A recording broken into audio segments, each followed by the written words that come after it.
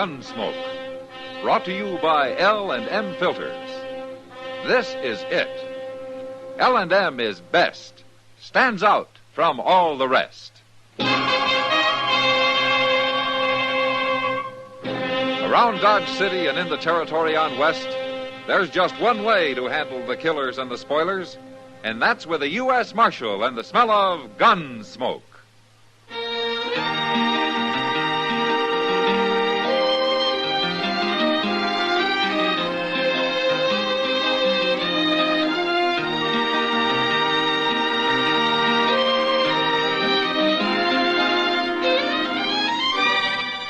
Gunsmoke, starring William Conrad. A transcribed story of the violence that moved west with young America. And the story of a man who moved with it. I'm that man. Matt Dillon, United States Marshal. The first man they look for and the last they want to meet. It's a chancy job, and it makes a man watchful. And a little lonely.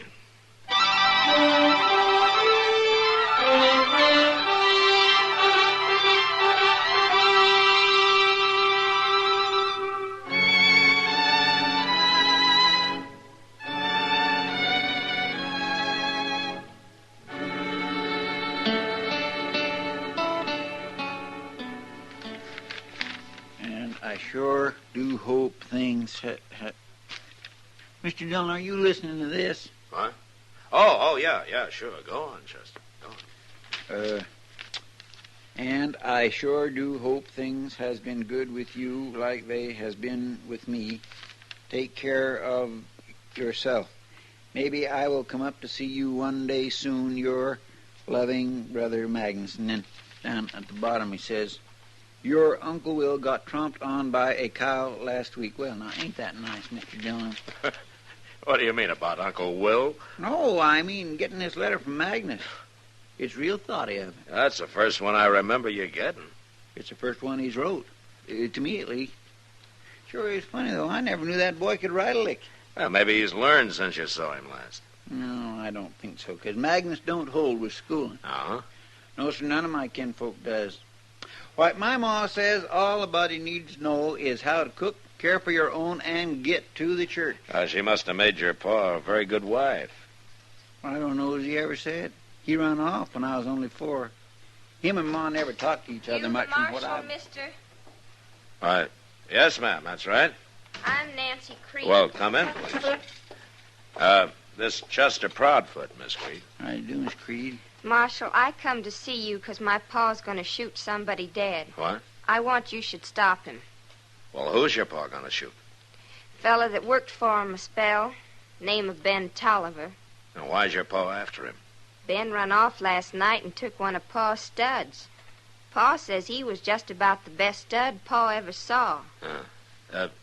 Where do you and your pa live, Nancy? About 20 miles from here. Out along the Arkansas. And you think this man, this Ben Toiver, came into Dodge, huh? I don't just think it, Marshal. I know it. So does Pa.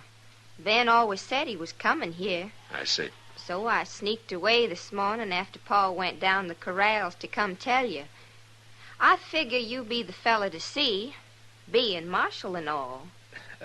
Nancy, look, if this man stole one of your pa's horses, why doesn't your pa come in here and tell me about it? He could swear out a warrant for Toiver, and then I could arrest him. Pa don't want to. He says he'll take care of his own troubles. You think you can stop Pa from shooting Ben? Well, I can sure try.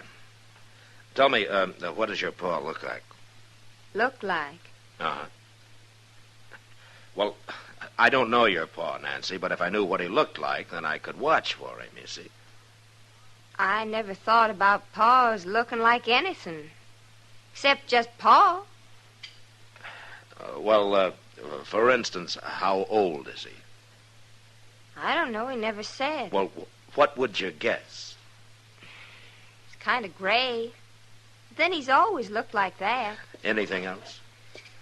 He's got a bad leg from where a horse kicked him, and his jaw's busted some. Well, that don't sound like he should be hard to find. Not with a limp and a lopsided face. Why, my gracious, even I could find a man with Chester, a limp. all right. Nancy, I'll watch for your Pa, and if he does come into Dodge, I'll have a talk with him. Huh? You do that, and I'll surely thank you, Marshal. Bye. Goodbye. Say, Marshal. Yes. If it helps any, I know where that Ben Toiver is. Oh, forever. You do? Right there at the Long Branch Saloon having a beer. You know where I mean. Yes. I yes. seen his horse tied outside, so I went up and looked through the window, and he's there right now. Well, why didn't you tell me this before, Nancy? Never thought of it. Well, you'll do something about Pa now, won't you, Marshal? I declare she don't know get up from whoa, does she, Mr. Dillon? She's kindly pretty, but my gracious. Come on, Chester. Let's go have a talk with Ben Toiver and find out what this is all about.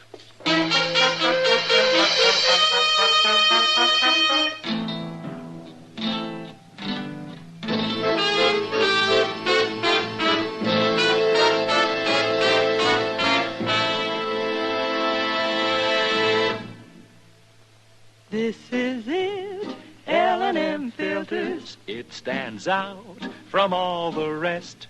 Miracle tip, much more flavor. L&M's got everything. It's the best. Yes, L&M's got everything. Superior filtration, superior taste. Superior filtration because of L&M's superior filter. White. All white. Pure white. The purest tip that ever touched your lips. Superior taste because of L&M's superior tobaccos. Tasty, full of flavor, light and mild. No doubt about it. L&M is America's best filter tip cigarette. This is it, L&M filters. L&M's got everything. It's the best.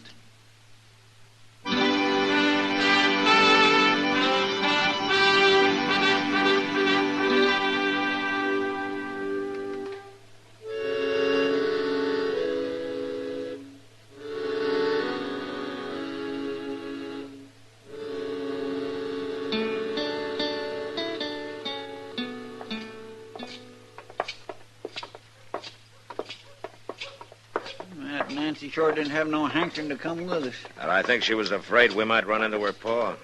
She sure lit out for home fast enough. She just ain't very bright, is she, Mr. Dillon? She seems to know right from wrong, Chester. That's more than some people. Yes, sir. You want me to come in with you?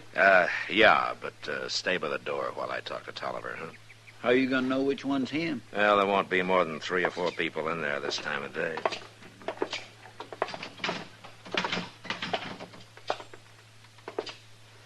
You reckon that's him sitting at the table over there? Well, it could be.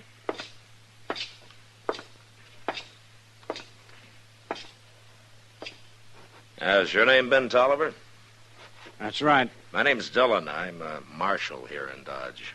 Do you mind if I sit down? Please yourself. Yeah, thank you.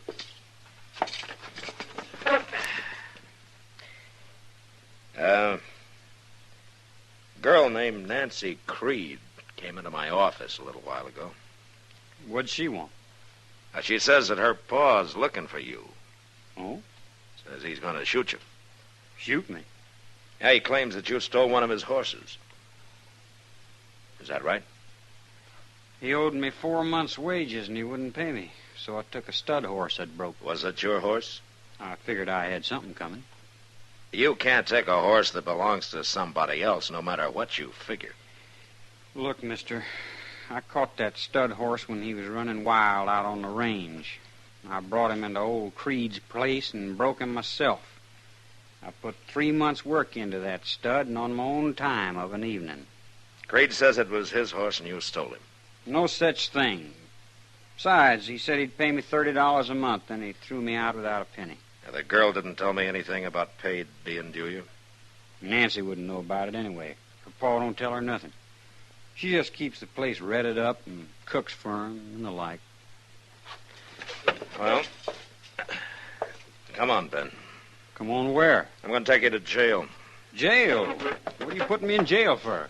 And if what Nancy says is true, Creed's coming in to look for you. Putting you in jail's the best way I know of to stop a fight. But I ain't done nothing wrong, Marshal. Not the way I see it. You'll only be in jail till I get this straightened out. Later this afternoon, I'm going to ride out and have a talk with Creed before he decides to come into town.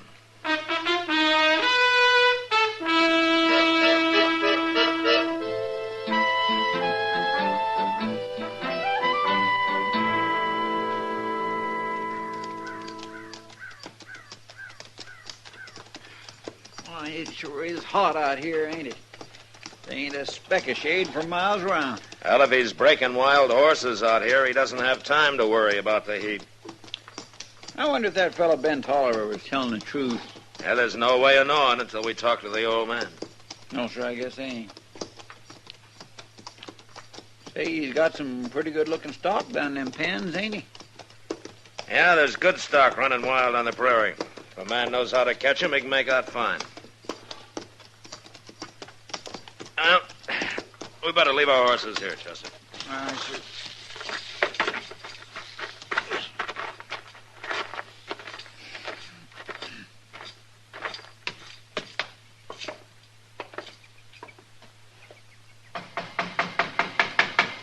Don't be banging on the door. I seen you coming. You Jake Creed?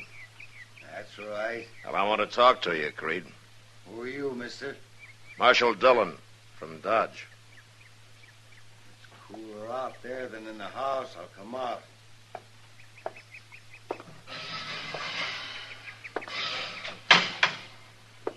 What is it you want? I want to know about Ben Toiver. That fool Nancy run to Dodge and told you, huh? Yeah, that's right. Well, since you did, I won't try to fool you. That boy stole a horse of mine. I figure in a couple of days I'll go after him. Go after him? Find him and shoot him. Now, look, Creed, you just can't shoot a man down. Why not? He's a horse thief. If you want to swear out a complaint, I'll hold him for trial. I ain't got time for all that foolishness. He stole a horse, so I got cause to shoot him. Now, you listen to me, Creed. I don't have to listen to nobody. Being a marshal, you're all filled up with laws. But I ain't got time to mess with that.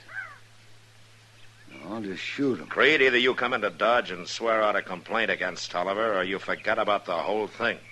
I got better than 40 range horses out here, only half broke.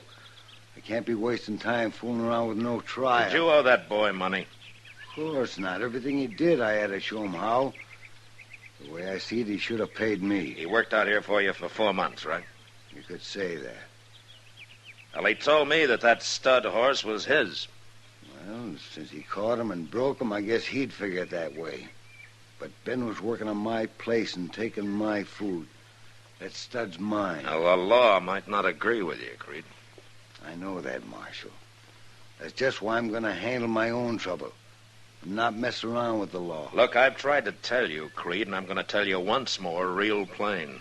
You shoot that boy and you'll hang for it. I don't care what you think the right of it is.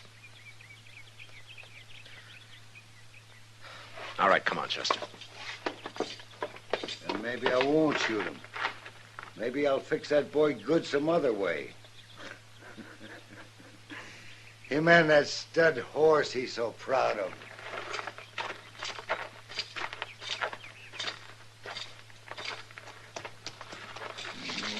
Miserable old buffalo's as mean as an acre of snakes, ain't he? Yeah.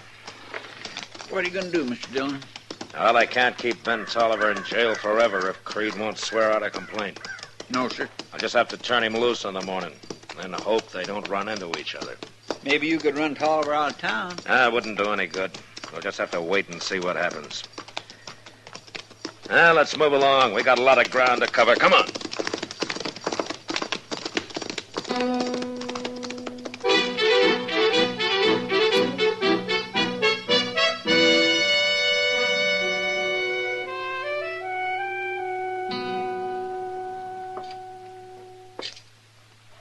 Well, you're free now, Ben. Thanks, Marshal. Being in jail overnight makes a fella kind of ouchy. Yeah, well, I'm sorry about that. I did it to save trouble. I know, Marshal. I don't blame you none. What you going to do now, Ben? Well, Chester, I thought maybe I could find myself a job of work somewhere. Yeah, what kind of work? All I know is horses. There ought to be some spread near here that could use a hand. Well, if there's anybody looking for a hired hand, Sam down at the Long Branch would know about it. He's the bartender there. I'll tell you what, I'll walk down with you if you like, Ben. Oh, thanks, Marshal. Mr. Dillon? Yeah, what is it, Chester? You could just have a beer while you're down there talking. Yeah. Okay, Chester, you can come along, too. Come on. Oh, thank you. Say, Mr. Dillon, that was a good idea. I'm glad you thought of it. Well, thank you, Chester. Where are you from, Ben? California. Oh, California? What are you doing in Kansas? This is the cow country, Marshal. California just don't have the spreads. Yeah, but all that gold out there. The gold rush was 20 years ago, Chester. Well, I know that, but there might just be a little left laying around. I sure didn't find any, Chester. Oh, maybe you didn't know where to look. All I want is to have my own piece of land, raise good stock, maybe get me a wife. I might even go on up to Wyoming sometime. I hear that's good cattle country, too.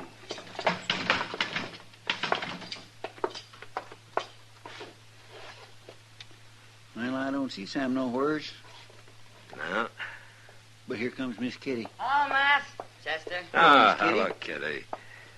Kitty, this is Ben Tolliver. Pleased to meet Ben. you, Kitty. We came down to talk to Sam. And have some beer. Well, I can get you the beer, Chester, but Sam's down at the depot with a wagon. No? Shipment of rye whiskey's coming in on the Santa Fe this morning. Oh, I see. You're up kind of early, aren't you? Sam asked me to take care of things till I got back. I can sleep this afternoon. Come over to the bar. I'll get you some beer. Okay. My, you make a pretty fancy bartender, Miss Kitty. Well, a girl's got to have an ace up her sleeve, Chester. Yeah, but... What? Never mind, Chester. Well, What are you doing in the saloon this early? Well, we come down to ask Sam if he'd heard about anybody needing a hand. Yeah, you see, Ben here is looking for a job. Oh, what sort of job, Ben? On a ranch somewhere, Miss Kitty. You work around stock much? All my life, just about. Yeah, you see, he was working for Jake Creed up until yesterday. Jake Creed. Yeah. You know him? I know about him. Only a few months back, some cowboy was giving me a half a dozen reasons why I ought to kill him. He must have been the fellow Jake threw out just before I come along. You probably stayed with him about 3-4 months. Is that right? Yes, sir. Then he started some argument. You had a fight, and he threw you out? That's about the right of it. And no pay into the bargain. Honestly, Matt, I don't know how Creed gets away with it. Well, I guess there's always somebody new drifting by who doesn't know his reputation. What did you argue about, Ben? Oh, a little bit of everything, Miss Kitty. But mostly on how to rope. How to rope? Yeah. He says when you're working stock, the only way is to tie hard and fast and not dally. Well, I sure couldn't argue that. No, Kitty, you see, hard and fast means that you tie the end of your rope to the saddle horn, you see. And when you dally, you just hold the end of the rope in your hand and twist it around the horn a couple of times. That's right. That way, if the rope gets tangled up in your mount's legs or yours, you let go and you're free. There ain't no way to get dragged if you dally. You mean old Creed don't believe in dallying? Well, no, ma'am. Oh. Well, most of the fellows don't think it amounts to much, but they do some in California. Well, they sure don't in Texas. Creed says that nobody who knows anything about working stock could ever rope anyway except hard and fast. I'm glad I make a living in here. It sounds complicated, I guess, Miss Kitty, but it ain't to a horseman. Well, no matter what the argument was about, he should have paid you, Ben. Oh, Ben, you got any money at all? No, sir. Here, I'll give you $5 and you can pay me back when you make it, huh? Thanks, Marshal. Well, as long as you're paying, don't forget the beer, Marshal. Oh, yeah, sure. Here you are. Thank you. Yeah, Sam won't have to worry about his bar, not with you behind it, Kitty. Well, this bar pays a good part of my salary.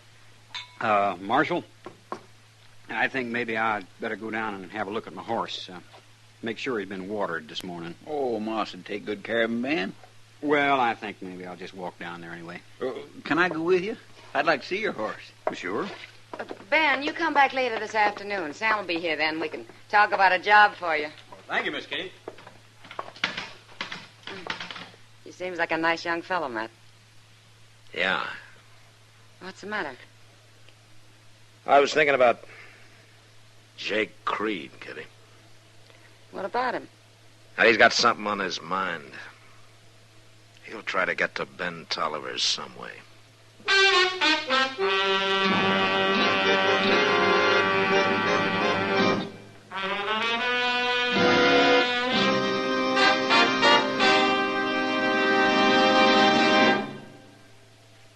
To you, to the thousands of smokers who are changing to L&M every day, to the millions who now smoke L&M, here is your assurance. L&M gives superior filtration because of its superior filter. Superior taste because of L&M's superior tobaccos. Yes, L&M tobaccos are tasty, full of flavor, yet light and mild. And L&M's superior filter is the purest tip that ever touched your lips. It's white, all white.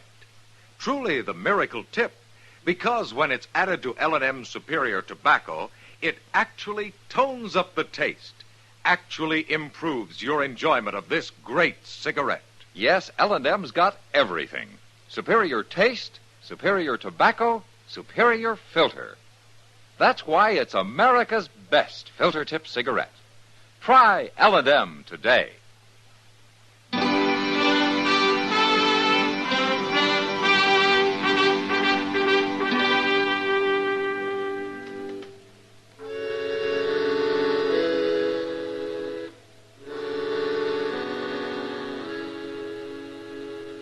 In the next 3 or 4 days, there was no sign of Jake Creed around town, and I began to breathe easier. Ben came in one morning and said that he'd found a job out at the Walker place and that he was going to start the next day. And I was glad for him. But then trouble came. Mr. Dillon? Yeah, what is it, Chester? Mr. Dillon, he's gone. Well, who's gone? Ben Tolliver. He took a horse from Moss Grimace and he's headed out for the Creed place. He says he's going to kill him. Oh, what for? What's it all about? Well, this morning I walked down to the stable with Ben to kind of say goodbye like, and that's when we saw it. Oh, doggone it, that poor old stud. Well, so what, Chester? Moss told us he'd seen old man Creed out and back by the corrals, but he didn't think too much of it. Chester, what happened? That mean old devil hamstrung Ben's stud, Mr. Dillon. Hamstrung him? He cut both hind legs. Oh, that horse couldn't budge an inch out of his tracks. Ben just stood there, real stony-like, looking at the stud, and then he shot him. He didn't say a word, just turned and walked away with a funny kind of a look on his face. All right, come on, Chester. We'll ride out to the Creed place before Ben does something he'll be sorry for.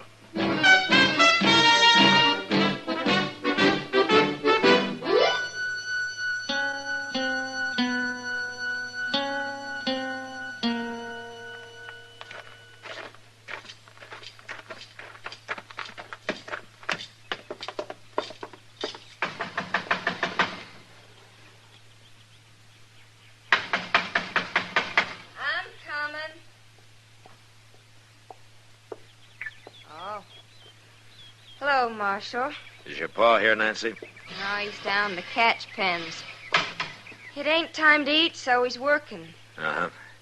Nancy, have you seen Ben Tolliver? Sure did. He rode up here a few minutes ago, wanted to see Pa. I told him Pa was down the corrals. He just went down there. Come on, Chester. Well, if you're going down to talk to Pa, I'll go with you. He goes down to the corrals for sunup and don't come back till time for dinner. What you want Pa for, Marshal? To keep him from getting killed. Who'd kill Pa? You don't... That came from the corrals. Come on, let's go.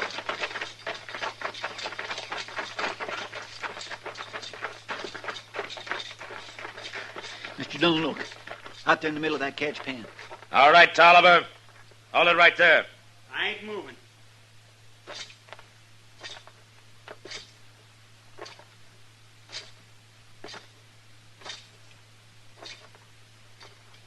All right, give me your gun.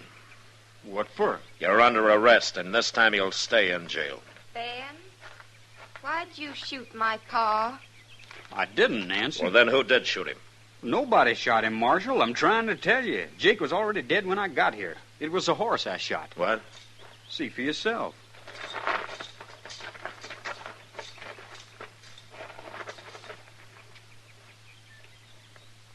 It looks to me like Jake's horse got tangled up in the rope while they was working a Mustang. The horse got throwed, and Jake was trapped under him, and the Mustang drug 'em both. It killed Jake. His horse had 2 legs broke, so I shot him. That's what you heard. Well, looks like you're telling the truth, Ben. I am, Marshal. Poor old pa. I always told Jake he shouldn't work wild horses alone. He ought to have somebody snub for him. Pa always did have a mind of his own. He sure did. That old devil. You should be glad he did, Ben. It saved you from hanging.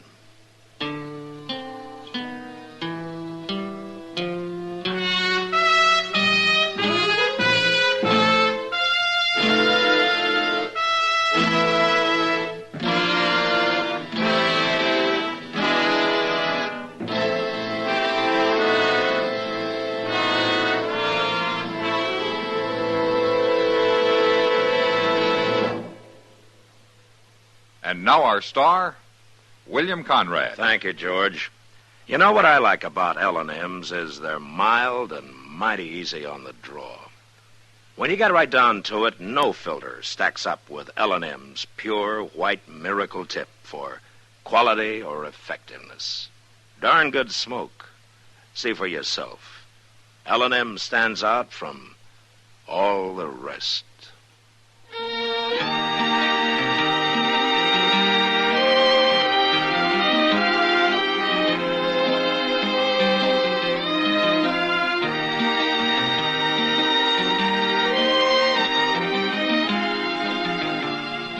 Gunsmoke, produced and directed by Norman MacDonald, stars William Conrad as Matt Dillon, U.S. Marshal.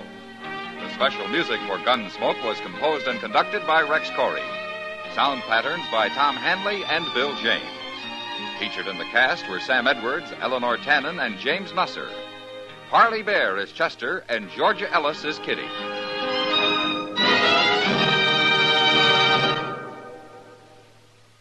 Put a smile in your smoking. Next time you buy cigarettes, stop. Remember, only Chesterfield is made the modern way with Accuray. This amazing quality detective electronically checks and controls the making of your Chesterfield, giving a uniformity in smoking quality never possible before. For the first time, you get a perfect smoke column from end to end. From the first puff to the last puff, Chesterfield smokes smoother. Chesterfield smokes cooler. Chesterfield is best for you. Next time you buy cigarettes, stop. Remember, Chesterfield is made the modern way with Accuray.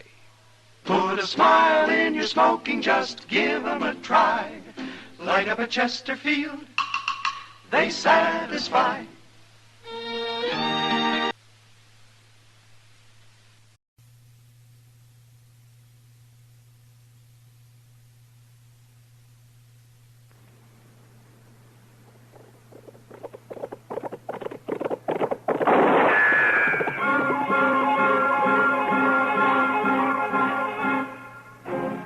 Around Dodge City and in the territory on West, there's just one way to handle the killers and the spoilers, and that's with a U.S. Marshal and the smell of gun smoke.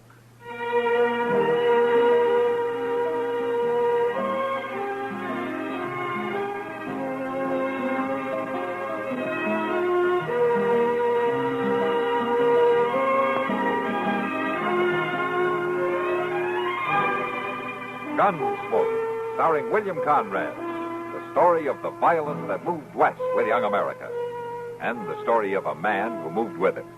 I'm that man, Matt Dillon, United States Marshal. The first man they look for and the last they want to meet. It's a chancy job, and it makes a man watchful and a little lonely.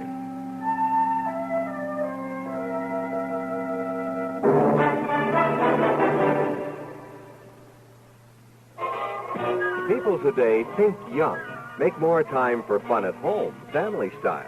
This is the life for Pepsi-Cola. Light, bracing, clean-tasting Pepsi. So think young. Say, Pepsi, please. So go ahead and fix a drink that lets you drink young as you think. Yes, get the right one, the modern light one. Now it's Pepsi for those who think young.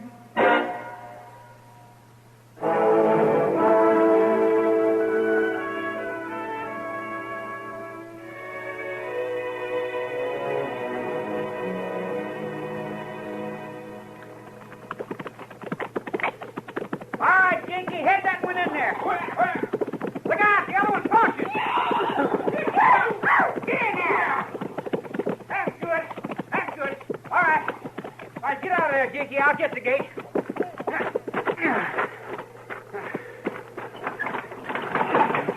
There. We got him, Reed. We got him. Right from one of them float noses. Leave your horse here, Dickie. We'll tell them off. Yeah. We just rode them wild horses right away from them. Didn't we, Reed? They're probably still looking for them. Well, we got two, Ma. 2 wild horses in the corral. I seen you drive them in. Yeah, they'll bring good money. That's right, Ma. They're sound. Any trouble? No, we just rode away from them. Rode away from who? Old man Sloat and his second boy, that Jas. You take them away from the float? No, we just outrode them. Now, Reed, you tell me straight. That's right, Ma.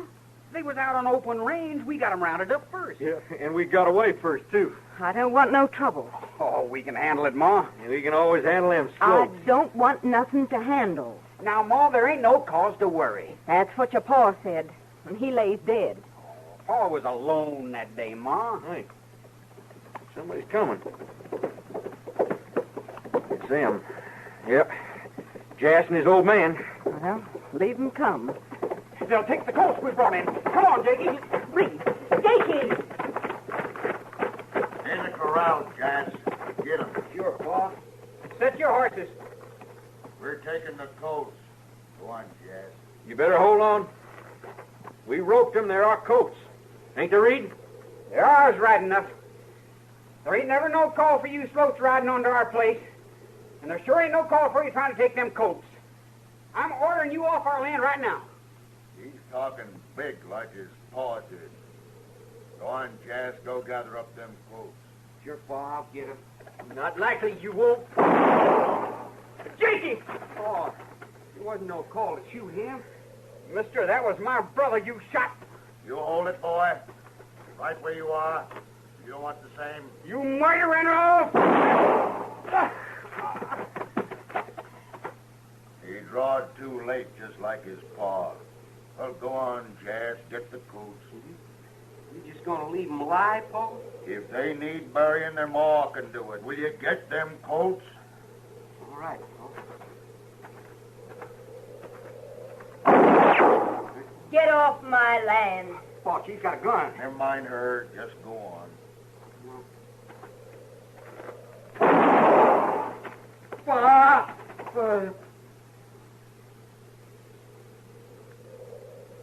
You killed him.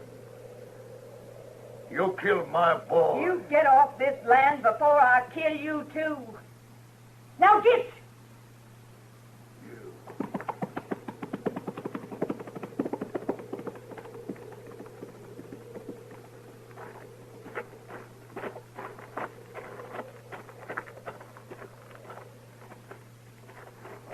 Jakey? Ma. You sure drove him off, Ma. Oh, no credit to that. You're all right, Jakey. Can you stand? Sure so, Ma. Yeah, just got my head creased, I guess. Well, let's look to your brother.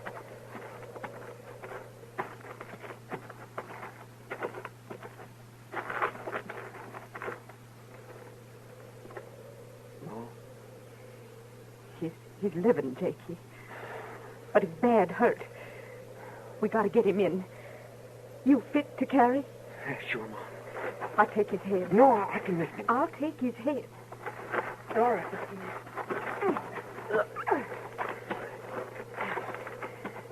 Soon as we get him down, You ride right off to Dodge. Sure, Ma. Yeah, I'll bring the doc right back. The doc and the marshal. The marshal? We ain't never needed the law, Ma. We can handle them sloats. Pa said there never was Your pa ain't saying no more. You bring the marshal straight.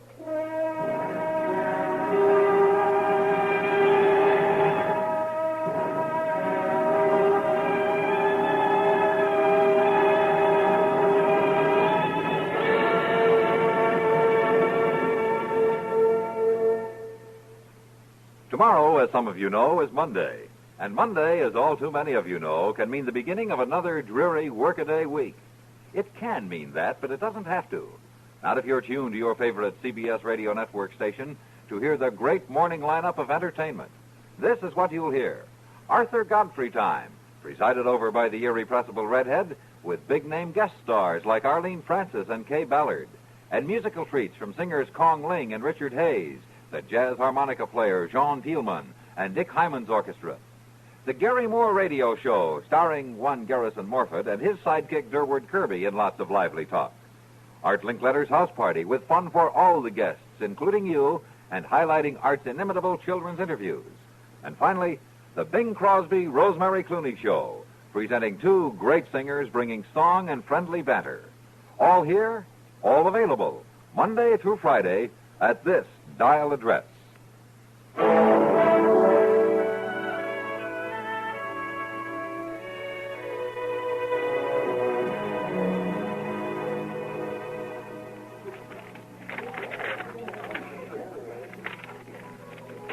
And you can see for yourself, Miss Kitty, we got rid of 3 cases last week.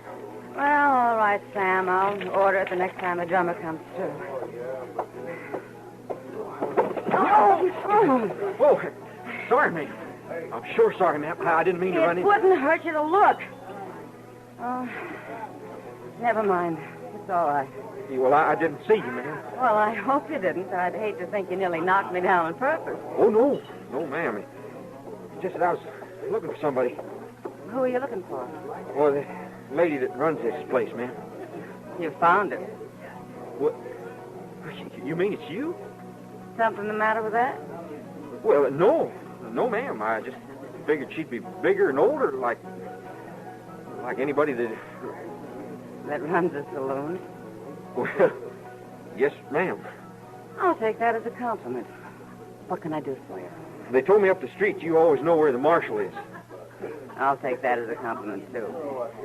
You're looking at his office? Yes, ma'am. Yes, he ain't there. You know where I can find him or the doctor? You sound like you're in real trouble. My brother's shot bad. Ma said to come to Dodge and fetch him, but I ain't found neither one of them. Well, sometimes they come in here about this time, and sometimes they don't. Well, you're halfway in luck anyway. Matt? The marshal just walked in. That big fella? Yeah, that big fella. Hello, Kitty. Something up? This boy, what's your name? Jakey Sale. He's in trouble, Matt. Oh? This is Marshal Dillon, Jakey. How do, Marshal? Oh, it's trouble, Jakey. My brother Reed. He's been shot. Ma said to get you. And the doc. I couldn't find him. Oh, where is your brother? Out to the home place? That's west of town, isn't it? Yes, sir. Out past Turkey Creek. Uh-huh. You know who shot him? Yeah. The old man Sloat. He'd done it. Why? Well, they come after our horses, and we tried to stop them. They shot your brother. Did they get the horses? No, sir. No, after Ma shot Jas, old man Sloat, he rode right off. Your mother shot Jas Sloat? Yeah, Marshal, she did. Never seen her use a rifle before, neither. All right, I'll get right out there. Well, the Sloats won't let her go at that, will they, Matt? No, Kitty, they won't. Do what you can to help the boy find Doc, will you? Yeah, sure. Chester and I will start on out. The boy can show Doc the way. He never called in the law before. Yeah, sounds like it. So long, Kitty. I'll see you later.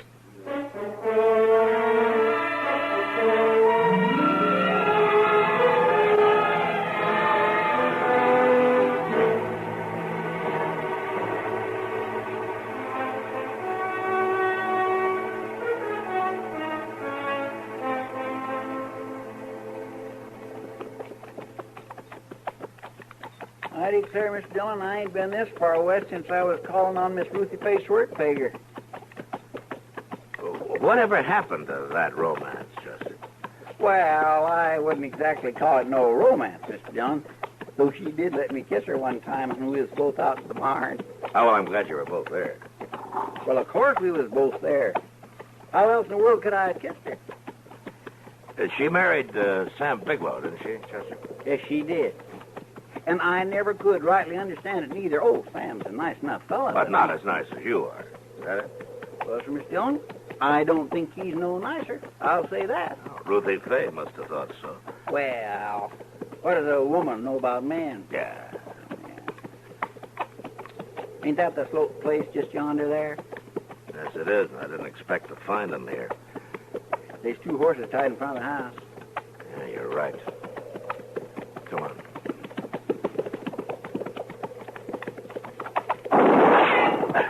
Get over behind those trees.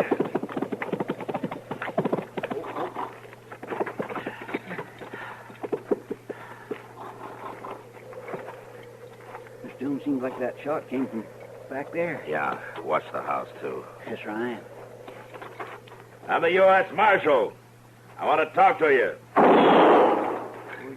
Got nothing to say to the law. Well, I got something to say to you.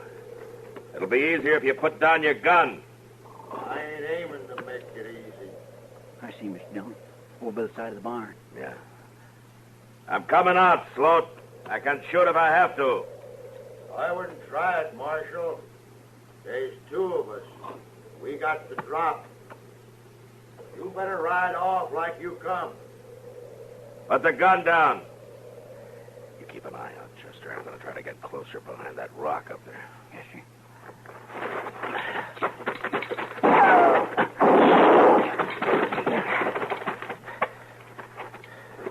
You get him, Milt. You got a good shot from up there. Up there, the barn roof, Mr. Dillon.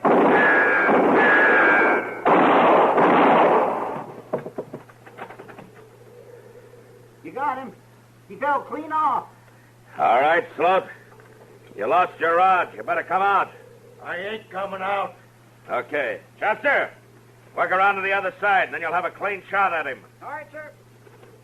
No, wait. Wait, I give up. Don't kill me. And throw your gun down. Yeah. You all right? Come on, Chester.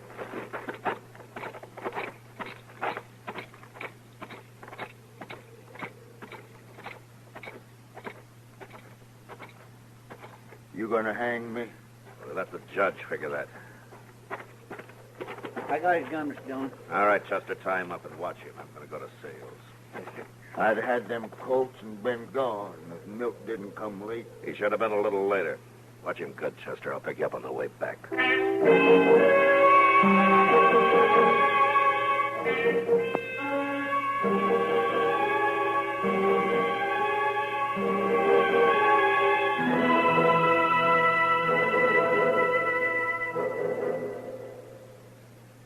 Everybody likes good news.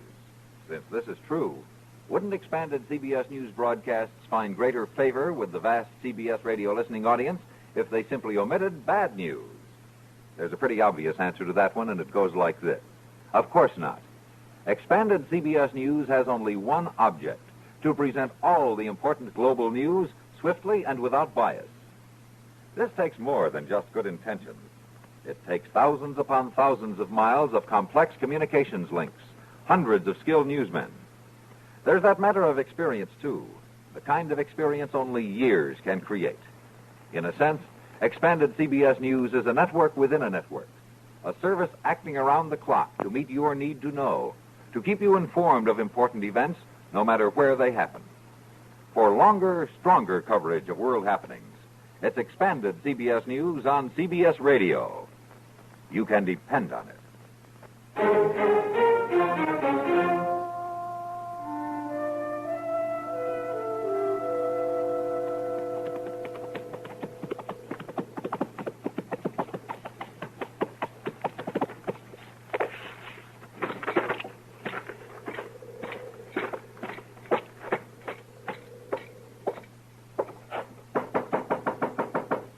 Come in. You the marshal? Yes, ma'am. Matt Dillon. Where's Jakey? Well, he's waiting to bring the doctor out. They should be here before long. I need more firewood. Round the side there. My boy Reed's shivering cold. Sure, ma'am. I'll get it for you.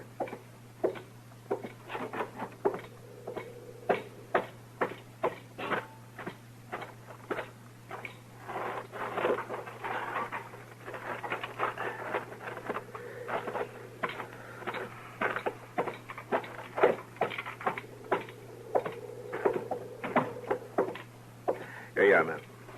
Thanks. The stove could use a stick or two. Yes, ma'am.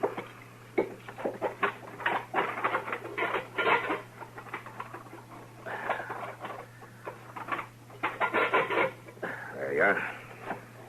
Would you bring me the pan of water, Marshal? Sure, ma'am.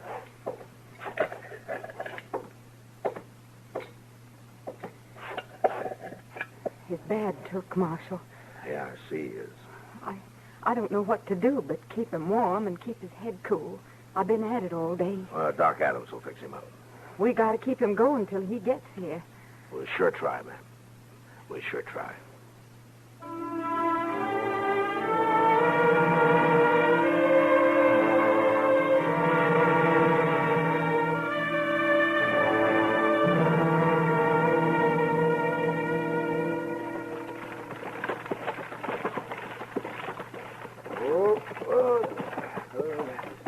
Hurry up, Doc. I'm coming.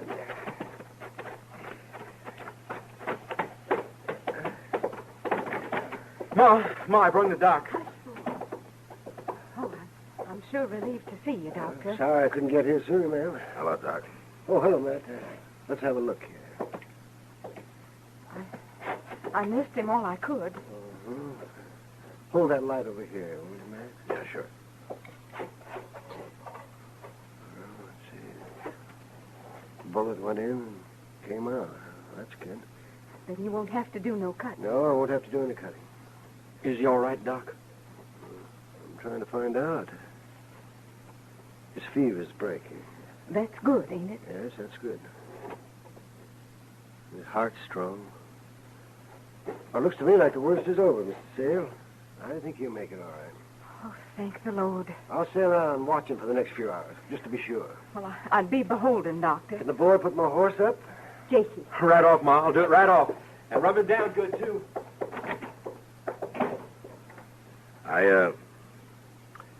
I'm glad for the good news, Miss Sale.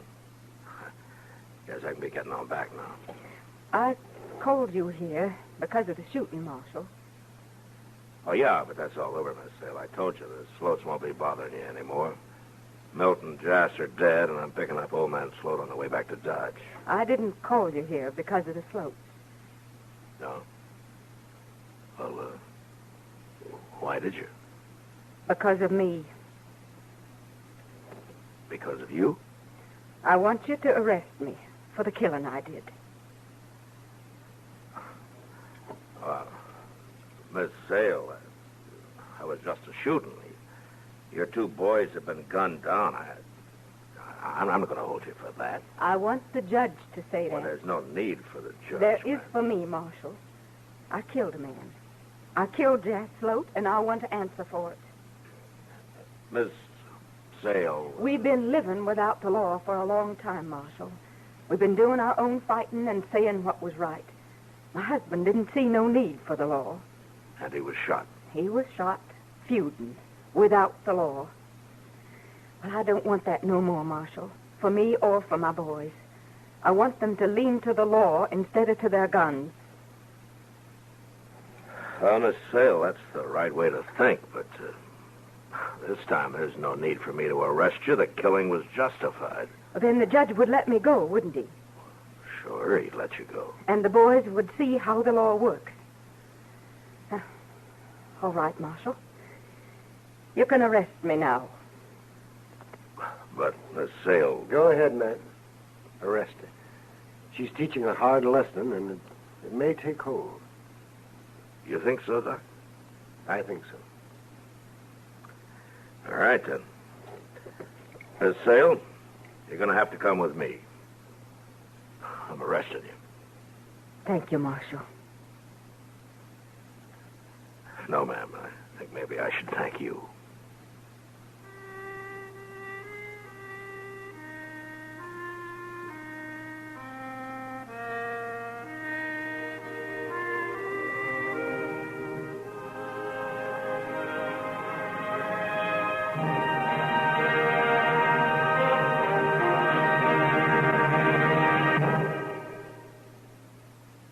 When you need someone to do a specific type of job, you hire someone specially trained to do that job. After all, this is an age of specialization. What you may not know is that right now, there are several 100,000 men and women who have received special training and are searching for employment. These people, many of whom are veterans, have physical handicaps, which actually often makes them better able to fill specific jobs. Sound strange? Maybe so. But here's the explanation. These men and women, recognizing their shortcomings, have sought and received special rehabilitation and training in specific areas of work. They are all highly skilled because they have been taught to make the best use of the physical and mental abilities they possess. Looking for help? Contact your state employment service and ask about physically handicapped workers. Employing the physically handicapped is good business.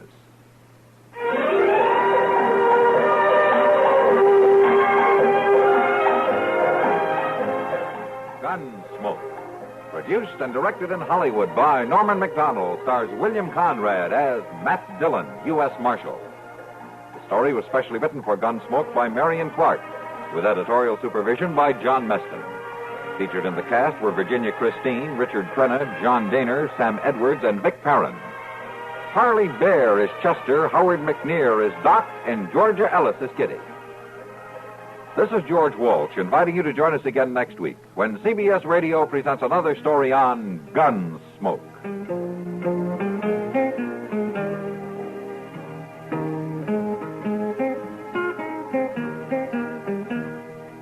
The Laughs are on Arthur Godfrey every weekday on the CBS Radio Network.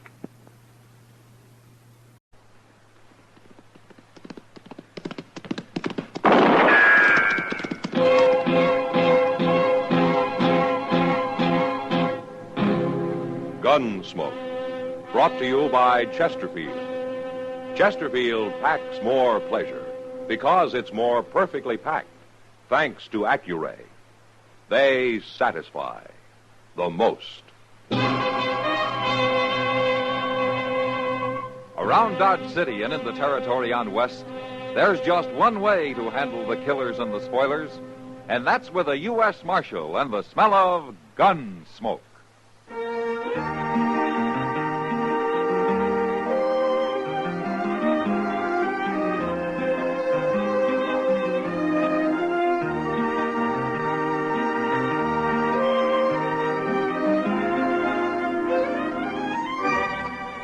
Gunsmoke, starring William Conrad. The transcribed story of the violence that moved west with young America. And the story of a man who moved with it. I'm that man, Matt Dillon, United States Marshal. The first man they look for and the last they want to meet. It's a chancy job, and it makes a man watchful and a little lonely.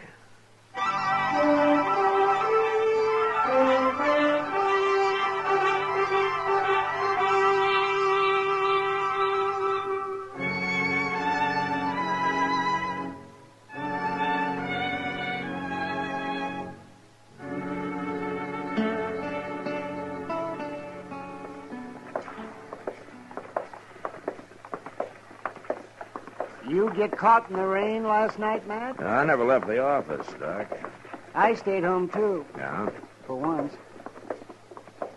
Ordinarily, bad weather brings a rash of broken legs and babies with it. All out in the country somewhere. You always told me living in the open's good for a man, Doc. I said sun is good for a man. Well, you'll get some sun next summer, and you'll complain just as hard about that. When I think I could have an office back in Baltimore.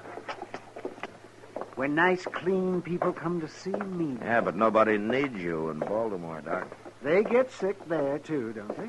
Oh, I don't know. I've never been there. You've never been? He's never been. Hello, John. You wouldn't last 2 days in Baltimore, Matt. No? No. People are too polite and well-mannered. Well, you teach me what it's like, Doc, but some other time. Ah, there, now, you see what I mean? Yeah, that's what I mean. Oh, and Chester here. He could use a little refining, too. Well, now, don't get carried away, Doc. Morning, Mr. Dillon. Oh, Doc. Good morning, Now, what are you doing out here, Chester? Oh, I got up early this morning. All right, so you could sit on the porch here and watch the street like an old man? I already swamped out the office, Mr. Dillon. Yeah, for the first time in 2 weeks. Maybe you ought to get up early every morning. Mm-mm. I've got too civilized for that. Wait a minute. You didn't get up at all this morning. You were still up. Yes, sir. How much did you lose? Oh, I wasn't gambling. I was sitting talking to a little old gal I met, kindly keeping her out of the rain, you know. Oh, yes, of course. We know, don't we? Oh, yes, yes. And it sure rained a barrel last night, too, didn't it, Chester? It sure did, Doc. Who's this? Some kid. I never seen him before, Mr. Dillon. You people tell me where I can find the marshal? You done found him. What's the trouble, son? My name's Gilden, Andy Gilden. Just come up from Texas with a herd. Oh, what's on your mind, Andy? There's a man been shot, Marshal. An unarmed man. What? Up the river a ways, where we're holding the cattle. The trail boss shot him this morning before it got light.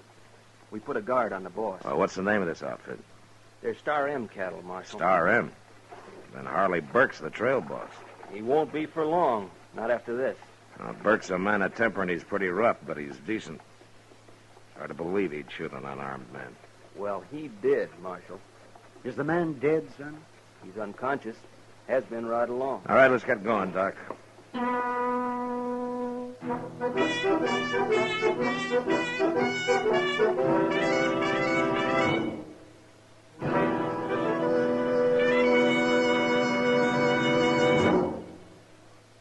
That whistling man, Bobby Haggart, really started something.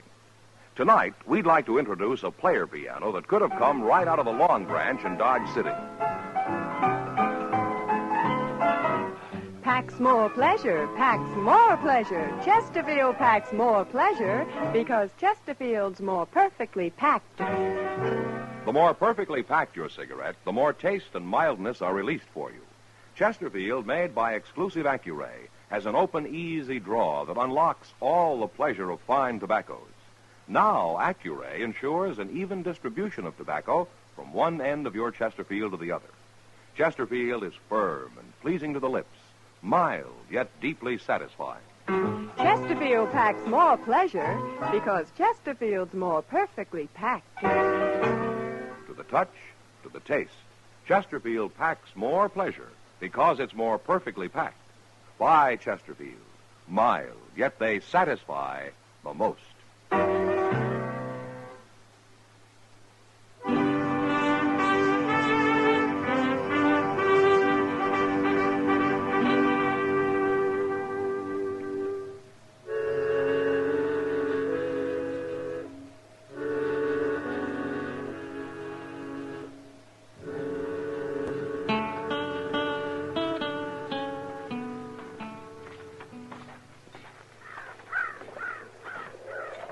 Where is the man, Andy? He's over yonder, behind that bush. There's a lot of bush around this camp. Suppose you show me. All right. I'm going to talk to Burke, Doc. You let me know what you find, huh? I will, man. Hey, you the marshal? Yeah, that's right. Just look at the guard they got on Burke there, Mr. Dillon. Uh-huh. I set the men to hold him, Marshal. He ain't gonna get away. Who are you? I'm Ruman, Jack Ruman. You help run this outfit? No, I'm just a rider. But someone had to take over. All right, Ruman, you can tell those men to fall back now. All right. Stand back now, you men in the laws here. Stand back.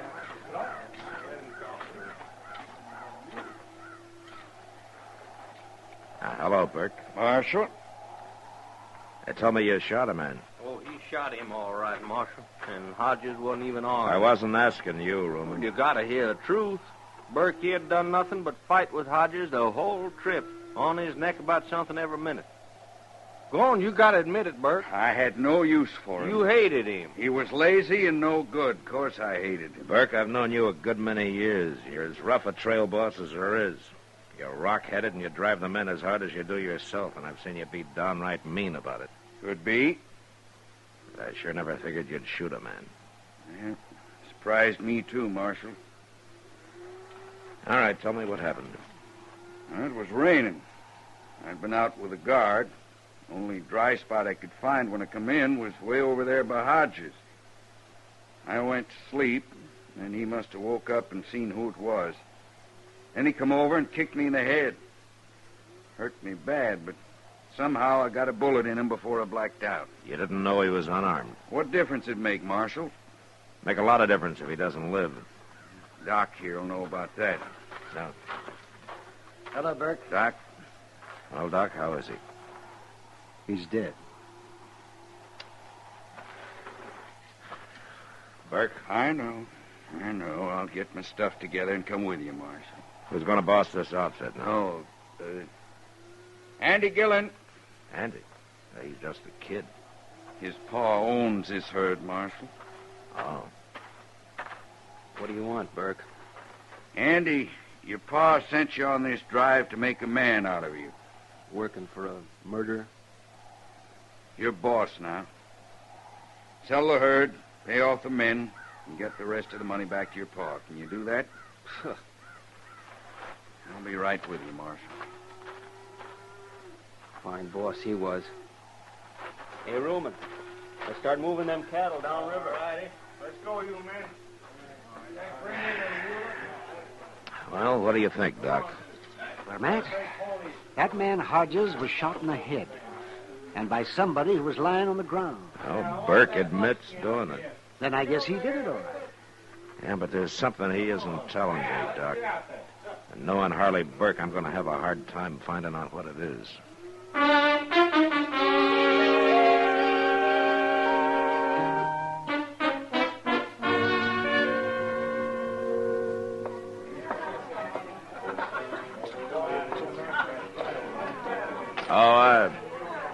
Hey, Sam.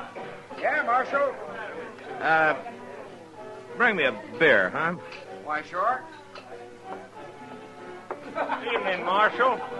Ah, hello, Ruman. You get Burke down to jail all right this morning? Yeah, he's in jail. If ever I seen a man earned a hanging, he's it. Oh? I take it you don't like him, Ruman. We got along just fine, Marshal. Hey, you ain't seen Andy Gilden, have you? Yeah, he's been sitting over there with Kitty. Where? No, there he goes out the door. Looks like he's pretty drunk, too. He is drunk. Been hunting everywhere. Here you are, Marshal. Oh, thanks, Sam. I think I'll take that beer over to the table with me.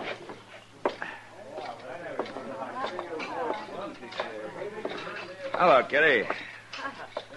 You sure take your time, Matt. No. What's wrong? You saw me sitting here with that drunken kid. Why didn't you come over? Well, Andy Gilden may be a kid, but his pa owns the Star M. And Andy's now boss of the outfit. I heard all about his pa. He must be a rich man. And he wasn't talking about his money.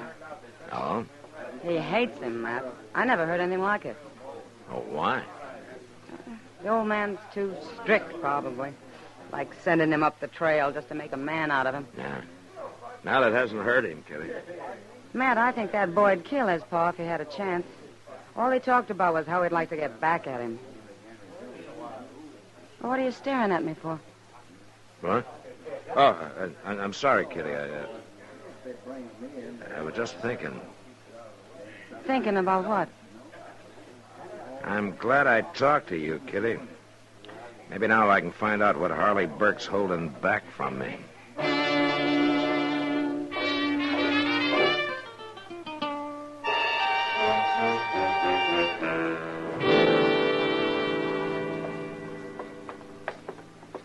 I sure don't understand you, Marshal. Oh, why not, Burke?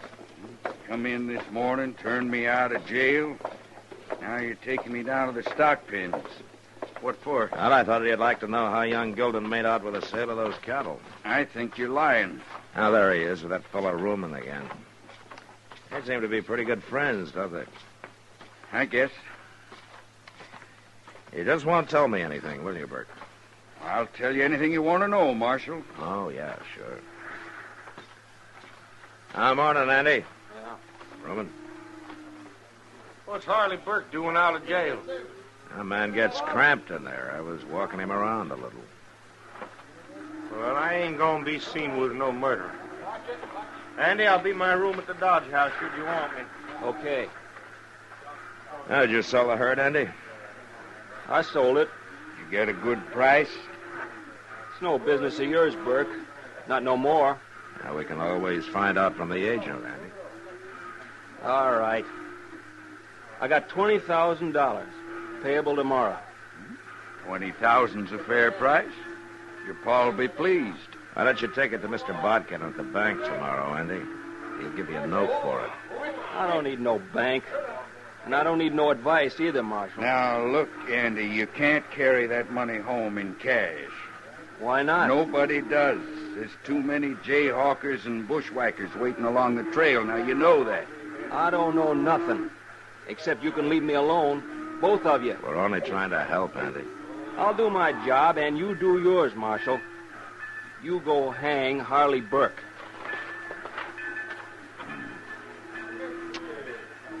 Well, Burke? Well, the boy's kind of headstrong, Marshal. That's all you've got to tell me, huh? That's all. All right, then let's get back to jail.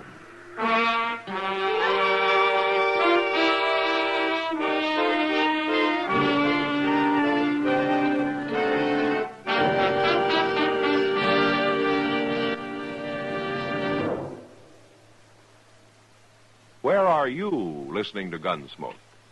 In your kitchen? Getting ready for Sunday supper?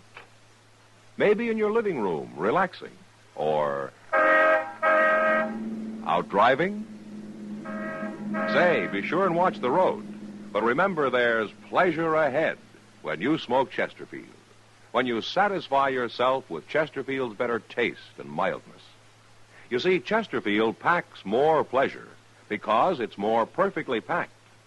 A more perfectly packed cigarette gives you an open, easy draw that unlocks all the better taste and mildness of fine tobaccos. And Chesterfield, made by exclusive Accuray, is more perfectly packed, with an even distribution of tobacco from one end of your Chesterfield to the other. Firm and pleasing to the lips, mild, yet deeply satisfying. Remember, to the touch, to the taste. Chesterfield packs more pleasure because Chesterfield's more perfectly packed. Buy Chesterfield. Mild, yet they satisfy the most.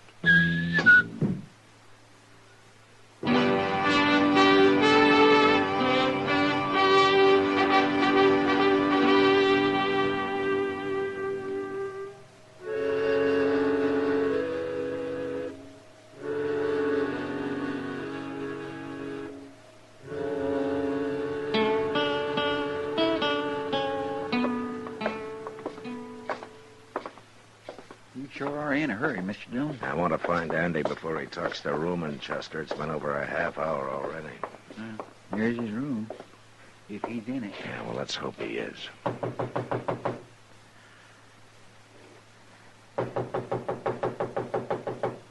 Who is it? Open up, Andy.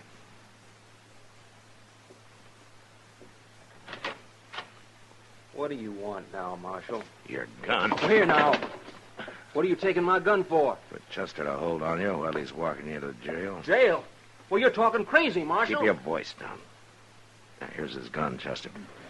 And you put him in a far cell. And you keep him quiet, huh? Real quiet. I understand. Come on, get moving, Andy. Ow! Now, look here. You don't shut up, I'll lump up your head with this gun. You can't arrest me. I ain't done nothing. Get moving. You can't do this. Of course I can. Keep walking off.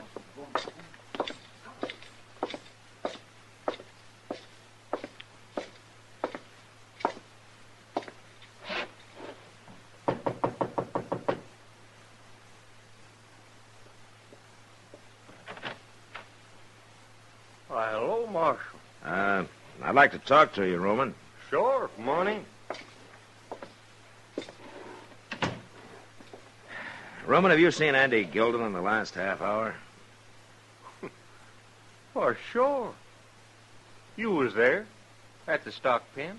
Why? Well, a few minutes ago, he was seen leaving town, riding north. So? I saw him myself. He was riding awful fast, Roman. A lot of men ride out of town, Marshal. Maybe he's got a gal out the country somewhere. Yeah, maybe. Why, what you thinking? I was with the agent who bought the Star M herd. Yeah. He got the $20,000 up today, and he didn't have to wait till tomorrow. Say he was headed north? Yeah, that's what I was thinking. Texas is south of here. Stealing that money. Stealing it from his own paw. Looks that way. Well, ain't you going after him, Marshal? Well, he's a Gilden. I kind of look on it as a family matter, Roman. And I'm going after him. No, you're not. You go after him, there'll be a fight, maybe a killing. We'll let his paw worry about it. I'm going after him, Marshal. You can't stop me. Can't I, Roman? Yeah, Marshal. You got Burke back in jail? Yeah. Well, I got something to say. And I want him to hear it, too.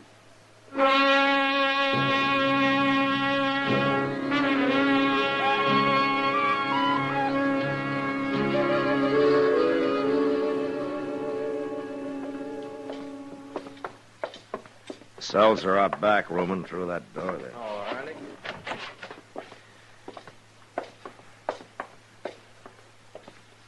Burke, Roman's got something he wants both of us to hear. Rumen, huh? Well, I've been waiting long enough. What do you mean? It was you kicked me in the head and shot Hodges. You know what you're going to say? It was not me done it. Of course it was. Now, don't be a fool, Burke. What'd I get out of it? I don't hate old man Gilden. I don't want to steal his money. Nobody stole his money. Mean you ain't heard? Heard what? Andy got paid off for them cattle today, and he rode out of town headed north. He did, huh? And what's more, he told me he killed Hodges. He's lying, and I can prove it. Andy. They tricked us. Andy, they tricked us. They got us crossing each other. Roman killed him, and I can prove it. Oh, I'll kill you for that. Roman! Chester? Yes, sir. He got him all right. Shot him right in the head. He's dead. What'd you let him do that for, Marshal? Well, he wouldn't have talked if I'd have disarmed him, Burke. I had to take a chance. Yeah, I guess you did. Maybe if you'd have talked, none of this would have happened. Well, I knew I didn't shoot that man, Marshal. But I knew the only way I'd ever find out who did was to just wait and see what they was after. You knew they were in it together down at the stock pens. You knew they were going to keep the money. Yeah, but I didn't know which one was the killer. Well, it doesn't matter much now. Andy's dead and Rumen will hang anyway. But why were you protecting the two of them? Why did you take the blame? Because I was afraid it might have been the kid that done it. Old man Gilden's the best friend I got in this world. I couldn't never have faced him if I'd brought his boy up here to hang. Oh. I understand the boy hated him. But he didn't hate Andy, Marshal. All he wanted was for him to be a man. Well, something went wrong with that. Sure did. Burke. Yeah? You did all you could. When the old man hears the whole story, he'll know what a good friend you've been.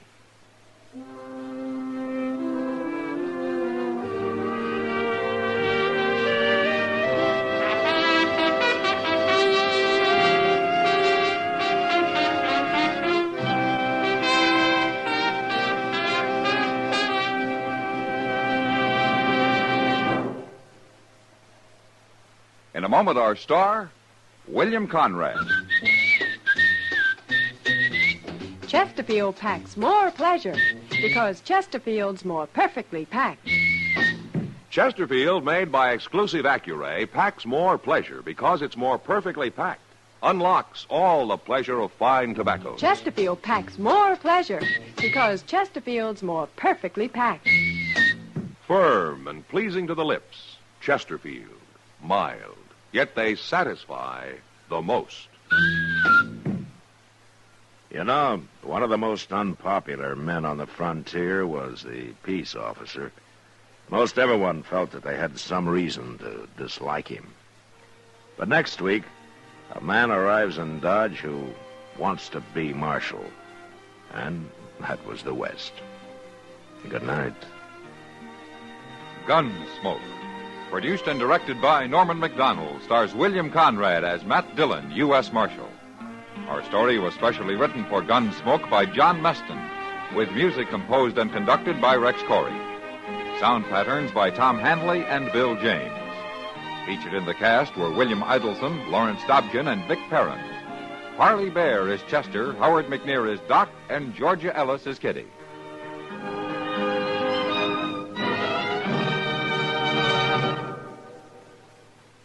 Smokers, this is it. L&M filters. So good to your taste, so quick on the draw.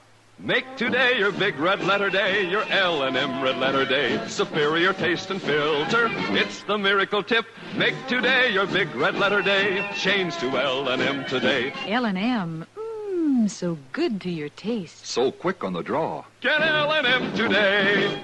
Relax with L&M. So good to your taste, so quick on the draw. Join us again next week for another specially...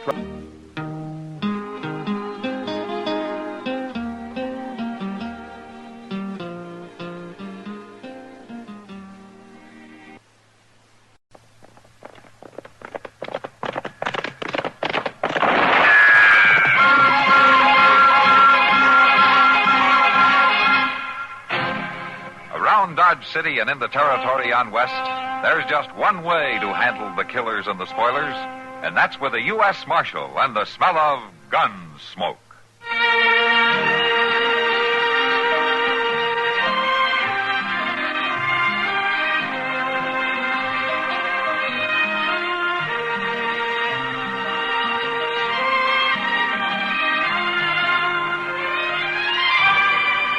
Gunsmoke, starring William Conrad.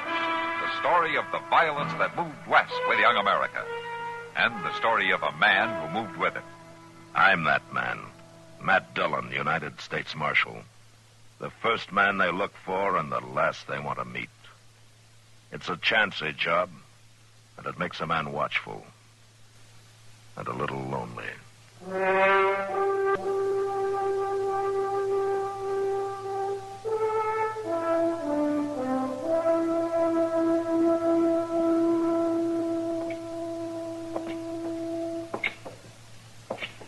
Kindly nippy tonight, ain't it, Mr. Dillon? It's getting toward the season for it, Chester. I always hate to see winter come on. It's a lonesome time of year. You know, I remember you saying last spring that you hated to see summer come on because you didn't like the heat. Well, yeah, but at least it ain't lonesome. There's always something going on in summertime. Yeah, dust and flies, mostly. Well, come on, let's go over to the jail, huh? Well, anyhow, it don't snow and freeze up everything in the summertime. You got me there, Chester. I sure can't recall ever hearing of any snow in the summer in Dodge. Oh, my goodness. Another bunch of cowboys come to eat up the town. Yeah, it sounds like they're feeling pretty good, too.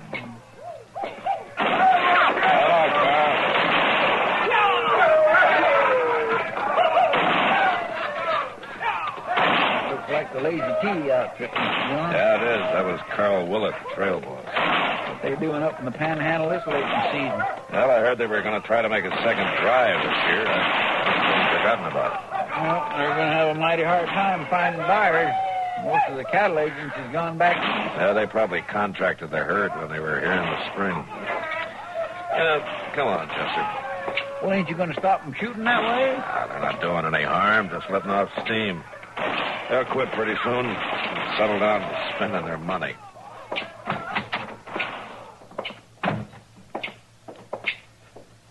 I swear I just can't understand the way a trail driver thinks, Mr. Dillon. Yeah? Well, what do you mean? Well, they'll spend 2 months or more working a herd north. Then they hit town with a pocket full of pay. They go out and throw it away in one night, and they're flat broke again till they get back to Texas. Yeah, but they sure got a night to remember, Chester. Well, maybe so, but doggone it, you'd think they'd use some sand once in a while. With Well, what is it, Kitty? Up the end of the street, Matt. You better come. It's Red Bastion's wife. Well, what about her? One of those cowboys shot her.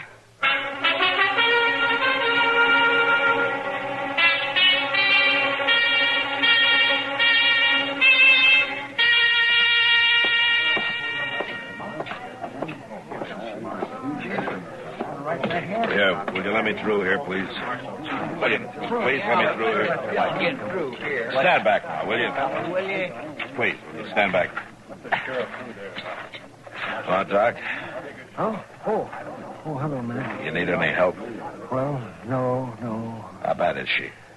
Well, it's hard to say until I get the bleeding stopped. Bullet grazed the side of her head. She's still unconscious. Her husband's over there. I guess he can tell you what happened. I haven't even had time to find out. Well, I'll go talk to him. You holler if you want me, huh, Doc? All right, man. Red? She gonna be all right, Marshal? Doc's doing his best. How'd it happen? Them half-wit drunken cowboys. They ought to be run out of town and kept out. Did you see which one it was? No, it was too dark. Anyhow, I was across there by the stable when it happened. Yeah. Where was your wife? Melodia was there on the seat of the buckboard. She was holding the horses while I went to fetch some harness I'd bought. We were just fixing to go back out to the farm. I see. I heard them whooping and hollering and firing their guns. I come running out. Then Melodia yelled and fell off the seat. By the time I got there, found out what had happened, they'd rode on past. That's a bad thing to have happen, Red, even though it wasn't on purpose. That ain't no excuse, Marshal. I know that. And the law will deal with whoever did it. The law's sure better. Now, you just take it easy, Red. I've used gun law before, and I can use it again. Now, don't be a fool. There are 20 lazy T-riders in town. I never started nothing yet I couldn't finish. And whoever shot my wife's going to be a lot better off if you get him before I do. You can tell him that, Marshal. Red. You tell it to him just that way.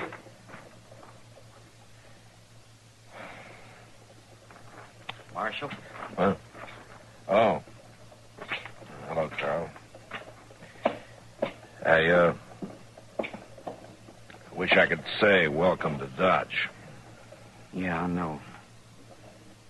They're saying one of my boys done it. That's why I've been staying back here in the shadows. How is she? Doc doesn't know yet. Marshal, I ain't had a chance to talk to my men yet. But if one of them did it, I'll find out, and I'll turn him in. Now, you can count on it. I was hoping I could, Carl. You may be broke up a little when you get him, but you'll get him. Just one thing. What? You better make it fast. This thing could get out of hand.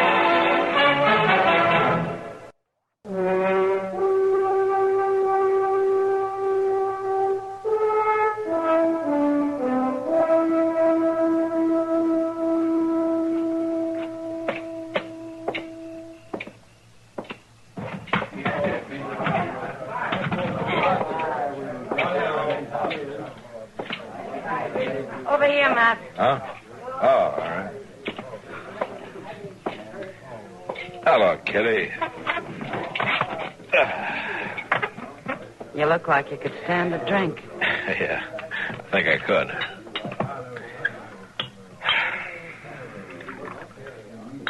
How is she, Matt? Doc's still working on her. He moved her up to his office. Any luck finding out who did it? No. Looks like it's up to Carl Willett. He's checking with his men. Oh, a lot of good that'll do. Those trail drivers stick together like leeches. No, Kitty, I think Carl will try to get to the bottom of it. I figured it was best to let him have first chance anyway. Well, didn't anybody see it happen? Not as far as I can find out. It was dark down there. They were all bunched together, riding fast, firing their guns. Well, it's a dirty shame, Matt. I always liked her. What little I've known of her. She seems real sweet and gentle. Yeah, I've noticed her around town. Marshal. Oh, you want me to leave, Matt? No, you stay around. Carl, you know Kitty, don't you? Miss Kitty? Why don't you sit down?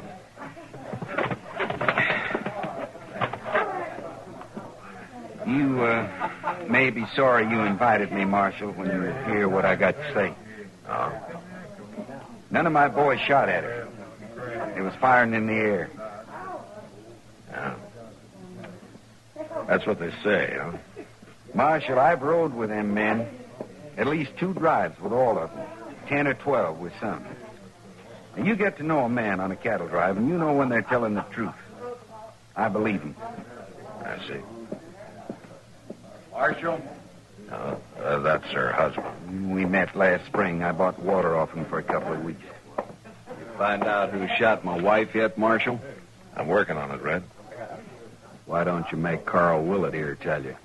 It was him and his men riding down that street. None of my boys did it, Bastian. That's so. Yes, that's so. And what makes you think so, Willett? They don't lie to me. If one of them had done it, he'd tell me. Now, ain't that just fine? My wife's laying over there in Doc's office hurt bad, maybe dying, but it ain't nobody's fault. Nobody really done it because your men wouldn't tell a lie. Look, Bastian, nobody feels worse than I do about your wife. But you're barking up the wrong tree. I say you're a liar, Willett. Well, you'll only say All right, once. hold it, both of you. Now, you listen to me, Red. Carl's only saying what he believes. If he's wrong, we'll find out about it. Now, you both just settle down. Looks like I'll have to, Marshal. He's wearing a gun and I ain't. I'll be glad to take it off. No. Tomorrow I'll be wearing one myself. As long as you're going to cover up for the man that's guilty, I reckon it'll have to be you I come looking for. Red, you're talking like a fool. Maybe so, Marshal, but the way I see it, the law's had its chance and it ain't done much. Yes, Mac? Oh, Doc. How is she, Doc? It's a close call, but she's going to squeak through. She's resting easy now. That's good. That's real good. You can take her home if you want to, Red. I'll stop by tomorrow. She'll more than likely sleep for 12, 14 hours. Well, could have been a lot worse, Red. It don't change nothing far as I'm concerned. I'll be in town tomorrow, Willett. I hope you are, too.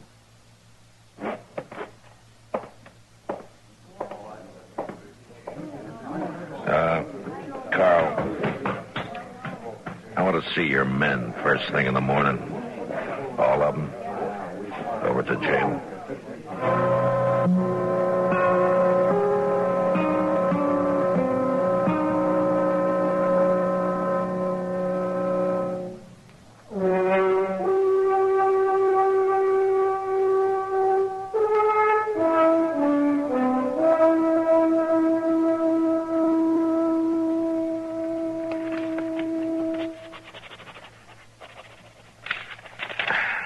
All right, that's all. You can go. Thank you kindly, Marshal. Now you can call in the next one, Chester. Well, that's all of them, Mr. Dillon. Huh? That fellow Tex there was the last one. He was. We don't know any more than we did when we started talking to him. Well, if one of them did do it, he sure is a good liar. Yeah. There, they stuck together like pups in the same litter. They all fired in the air. They couldn't possibly have hit her, and they don't know nothing. Every story just alike. Without a witness, about all I can do is slap a fine on them for disturbing the peace and let it go at that. Well, that won't satisfy Red Bastion, Mr. Dillon. I'm afraid it won't. Of course, now he's had a chance to sleep on it. He might have simmered down some. Yeah. Wish I could believe that, Chester. He's always treated his wife like a dog. I can't figure him getting so riled up about this. Well, I guess it's a matter of pride with it. Matt, Red Bastion's down the street there. Huh? And Carl Willett's standing on the porch of the Dodge House. He's been there all morning. He says he didn't ask for the fight, but he won't run from it. All right, come on, Chester. Thanks, Kitty. If Red had just hold off a few days, we might still get to the bottom of this. Think he'd be happy his wife's gonna get well? I've never seen that man happy in his whole life. There's Red in the street in front of the Dodge House. Yeah. Willett, come on out here. Red, wait a minute. Fancy, you're acting like a fool. My goodness. Come on, Chester.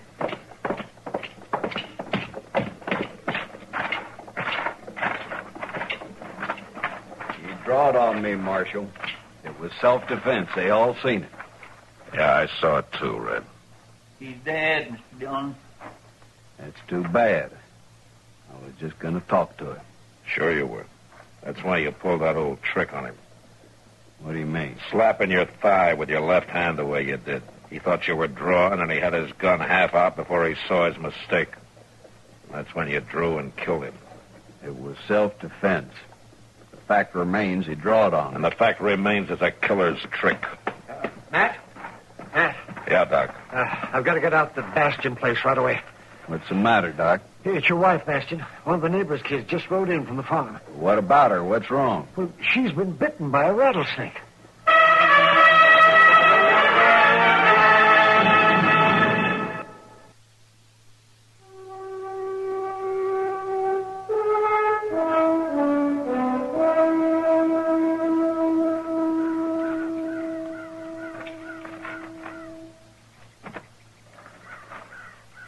Doc's sure taking a long time in there. Well, as long as he's in there, there's still hope. That poor woman, shot like she was last night, and now being bit by a rattler. I can't figure out how that snake got in the house. Ain't nothing like that happened before. Well, cool weather's coming on. The snakes are starting to crawl into warm places to hibernate, Red. It's sure the granddaddy of all of them. Pretty near 6 foot long. Yeah, he was a big one, all right. Look at these rattles I cut off it. Poor Keno. 9 years I've been married to that woman. Won't go easy losing her. Well, now, there's still hope, Mr. Bastion. Last night that fellow Willett trying to kill her like he done, and now this. There's no reason to think Carl Willett fired that shot. There's plenty of reason. He wouldn't have stood up to no gunfight just to cover for somebody else. I say he fired that shot himself. I knew Carl a long time. He wasn't the kind. Sure you knowed him, Marshal. Real good friends, the two of you. I seen that right off. That's why I figured I couldn't count on no help from the law. I think you've said about enough, Red. All I asked for was for you to do your job, Marshal. I sure don't see what... How is she, Doc? Well? I'm sorry, Red. It was just too long before I got to her. She was awful weak to start with. What kind of a doctor are you, anyhow? Well, the best I know how to be. I'm sorry. Sure, you're sorry. That makes it fine. Take it easy, Red. Looks like you got a visitor, Mr. Bastion. Huh? There's a wagon pulling into the yard.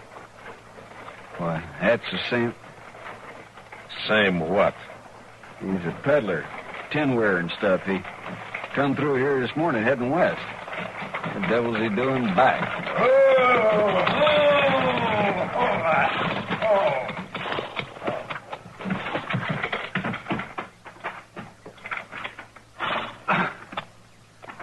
Well, now, I'll sure bet you didn't expect to see me again. What do you want? My horse went lame on me other ways. I ain't got no horses to sell. Oh, that's too bad. Well, say, did you get rid of that big snake? What snake, mister? Well, the one he had when I come through this morning. Said he caught it out in the barn and was fixing to kill us. Hold it, Marshal. Don't move. You know there are 4 of us against you, Red. But you're the only one wearing a gun, Marshal. The others will be just like sitting ducks. So you're the one who shot at your wife. Now, wait a minute. Then you turned that snake on her this morning before you came into town. All right, so it's true. I wasn't going to let her go away with him. With who? Carl Willett. They got real friendly when he was here on that drive last spring. Yesterday she told me she was going to leave with him when he come back. I ain't letting no man take a woman off me. So you murdered her, huh? You sure ain't going to leave with him now. Rattlesnake right behind you. Where? All right, drop the gun, Red. Not hardly.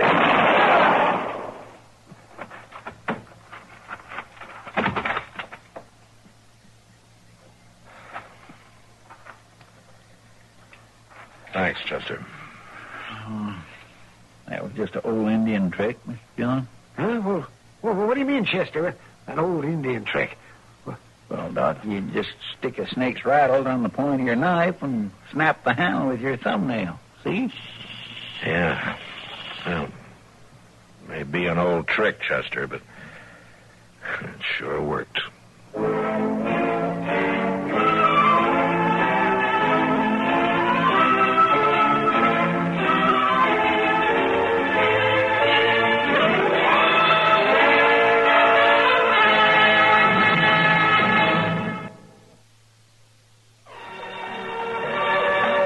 Gunsmoke. Produced and directed by Norman McDonald, stars William Conrad as Matt Dillon, U.S. Marshal. The story was specially written for Gunsmoke by Les Crutchfield, with editorial supervision by John Meston. Featured in the cast were Vic Perrin, Harry Bartell, and James Musser. Harley Bear is Chester, Howard McNear is Doc, and Georgia Ellis is Kitty. This is George Walsh inviting you to join us again next week for another story on Gunsmoke.